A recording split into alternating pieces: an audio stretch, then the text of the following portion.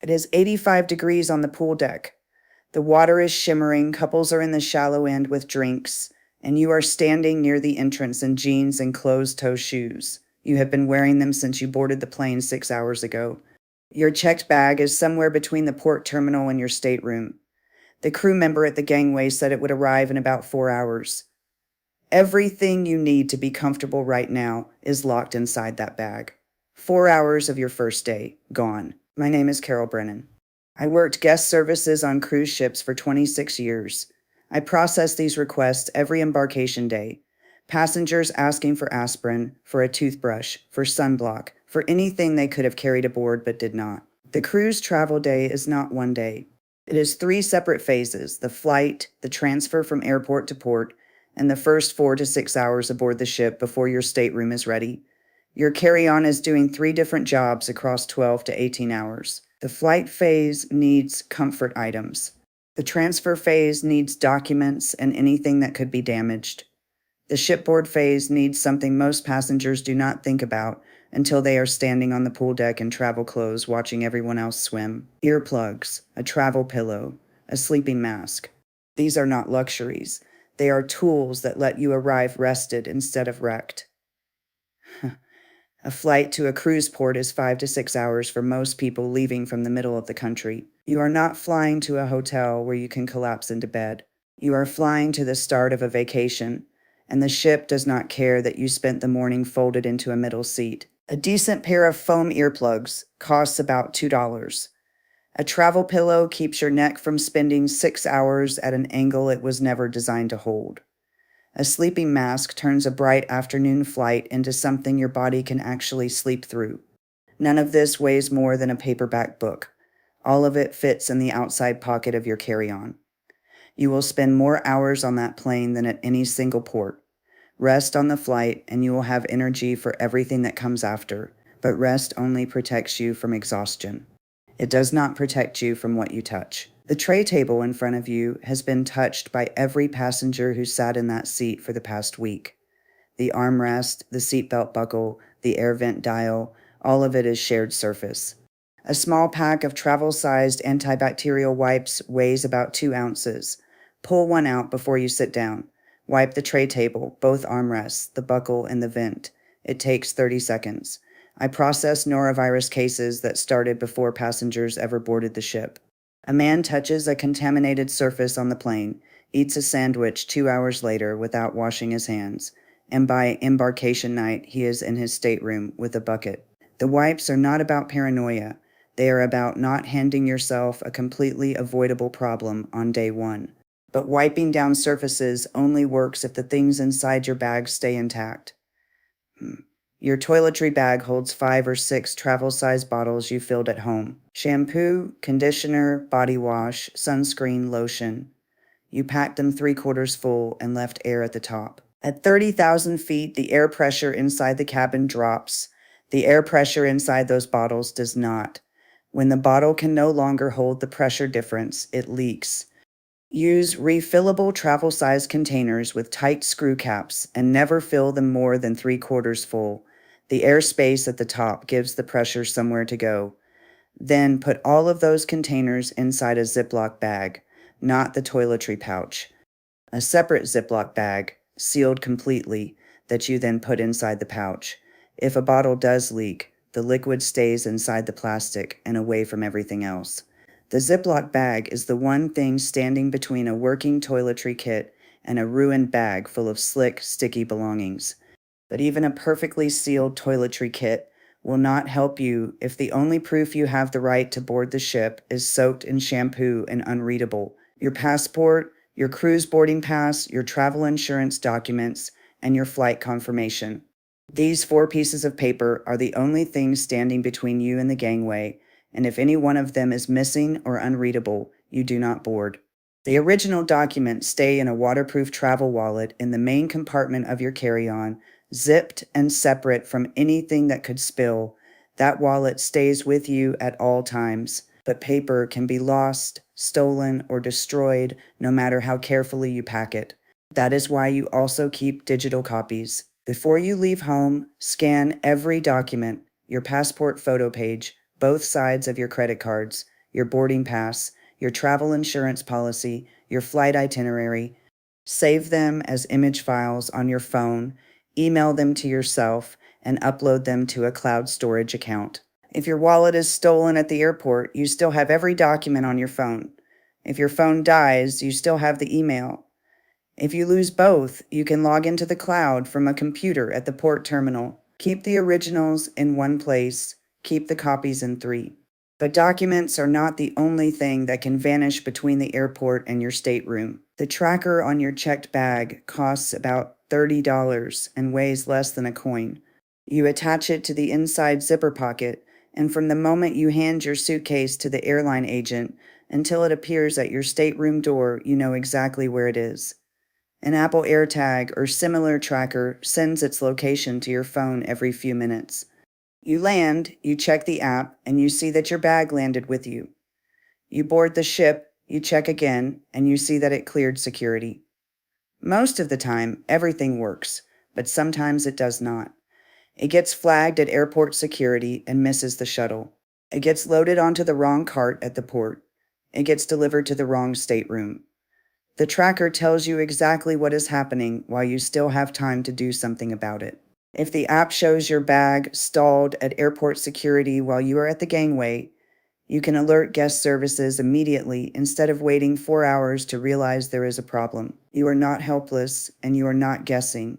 You are watching the system work or not work in real time. But no tracker will help you if the one thing you need most in the first 4 hours is buried at the bottom of the bag you are tracking. 2 small Ziploc pouches, one for medications, one for wound care. Keep them separate and keep them at the top of your carry-on. The medication pouch holds seasickness pills, Advil, Tylenol, and cold medicine. The wound care pouch holds Band-Aids and a small tube of antibiotic ointment. You reach for the medication pouch 10 times more often, and you do not want to dig past Band-Aids at 2 in the morning when your head is pounding. I stood at the guest services desk for 26 years and watched passengers ask for aspirin or Dramamine or something for a headache that started on the plane. We kept a limited supply behind the desk, but it ran out fast, and after that the answer was always the same. The gift shop sells it, but the gift shop does not open until tomorrow morning. The cruise line is not a pharmacy. You are responsible for your own first aid. Split the pouches because you use them differently. Medications get pulled out constantly. Wound care sits untouched unless you actually need it, and when you do need it, you want it immediately. A blister from new shoes, a scrape from a badly placed deck chair, a small cut from a suitcase zipper. None of these are emergencies, but all of them need a Band-Aid and a dab of ointment. Pack both pouches before you leave. Keep them together in the top layer of your carry-on. But even with medication and wound care handled, there is still one layer of your carry-on that matters more than everything else combined. Swimwear, flip-flops, a cover-up, sunblock, all of it packed at the very top of your carry-on where you can grab it the moment you step aboard. Your stateroom will not be ready when you board. Your checked luggage will not appear for another 4 to 6 hours. But the pool deck is open the moment you walk through the gangway. Everyone else is standing around in jeans and sneakers, waiting for their rooms or changing in the public restrooms near the buffet because they did not think to pack anything else. You reach into the top of your carry-on, pull out your swimsuit and flip-flops, walk into the nearest restroom, and 2 minutes later you are on the pool deck in the sun with a drink while everyone else is still waiting. I stood at the guest services desk and watched this happen every single embarkation day for 26 years. The passengers who arrived prepared were in the pool by 1 in the afternoon. The passengers who packed everything into their checked bags were sitting in the atrium in travel clothes until their staterooms opened at 4, and by the time their luggage arrived, half the afternoon was gone. 4 hours is not a small thing. It is the difference between starting your vacation the moment you board and starting it after dinner when you are already tired. The swimsuit and flip-flops take up almost no space. The cover-up folds into a square the size of your hand. The sunblock bottle is 4 ounces. Together, all of it weighs less than a single hardcover book, and it is the single most important layer in your entire carry-on. Tack it on top, not in the middle, not shoved down the side, on top where the zipper opens directly onto it. But packing the top layer correctly only works if the rest of the carry-on is organized well enough that you can actually find what you need.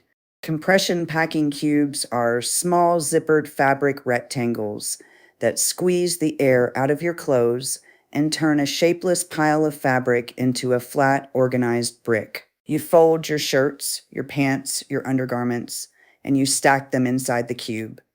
Then you zip it closed, and the compression panel presses down and forces the air out. What used to take up half your suitcase now takes up a quarter of it. And because the cube is zippered and rigid, you can see exactly what is inside it. One cube for tops, one for bottoms, one for undergarments.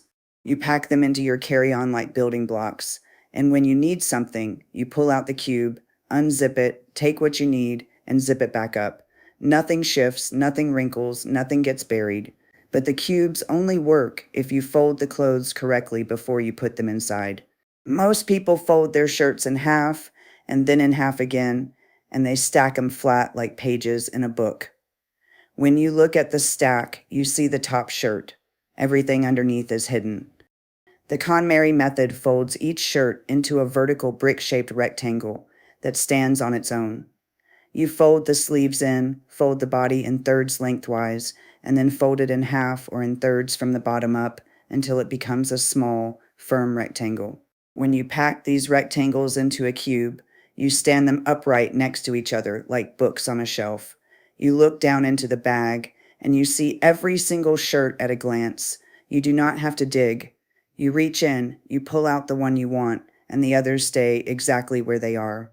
With compression cubes and vertical folding, a full 7-day cruise wardrobe fits in a standard carry-on bag.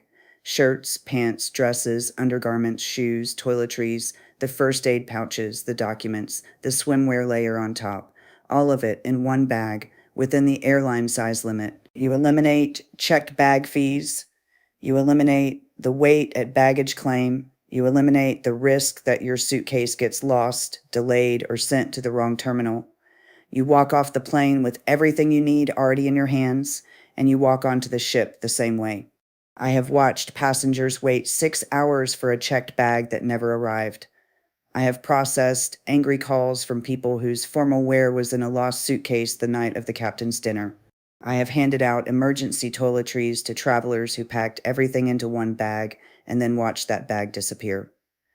Carry-on only packing is not about traveling light. It is about traveling without depending on a system that fails often enough that you should not trust it with anything you actually need. Tell me in the comments what you always forget to pack in your carry-on. I want to know what slips through even when you think you have everything. The next video covers what to do when your checked bag does not arrive at all. It is the natural next step after today. The day bag on top with swimwear, flip-flops, cover-up, and sunblock. The tracker on your checked luggage. The divided first aid pouches for medications and wound care. The compression cubes with vertical folding. The documents in 3 places, originals, copies, and digital backups. The refillable containers in a sealed Ziploc bag. The antibacterial wipes, earplugs, travel pillow, and sleeping mask for the flight. Every piece of this system exists because I watched 26 years of passengers arrive unprepared and lose half their first day fixing problems they could have avoided before they left home.